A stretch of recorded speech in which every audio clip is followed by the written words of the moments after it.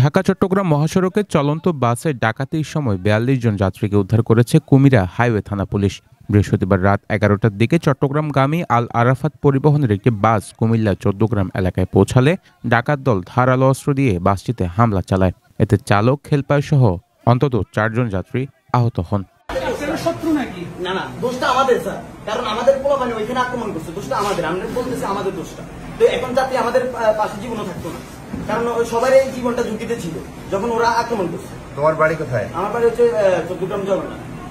এই বাসে উঠে কই যাচ্ছিলেন? বাস থেকে আসতেছিলাম ঢাকা থেকে। নামটা কোথায়? কোথায় নামার জন্য?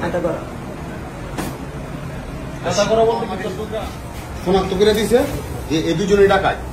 তখন আমি বাসের ভিতর থেকে তাদেরকে নিয়ে আসছি।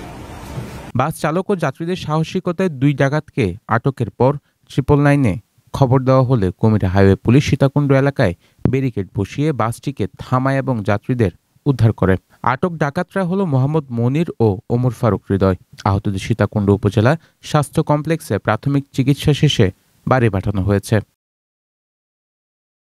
আটক ডাকাতদের কুমিল্লায় ১৪গ্রাম থানায় হস্তান্তর করা হয়েছে। আমরা 999-এর মাধ্যমে একটা সংবাদ পাই যে একটা বাসে ডাকাতি সংঘটিত হচ্ছে। তা সংবাদ প্রাপ্তির সাথে সাথে আমাদের মোবাইল পার্টি, এটিএসআই শামসুল হক তার পার্টি সহ টেরিয়াল বাজারে চেকপোস্ট করতে থাকে। তখন গাড়িটি আসা চেকপোস্টের সামনে থামায়। থামানোর সঙ্গে সঙ্গে ওই গাড়িতে ড্রাইভার এবং হেল্পার এবং সুপারভাইজারগণ জানায় যে গাড়িটি সায়দাবাদ থেকে চট্টগ্রামের উদ্দেশ্যে আসতেছিল।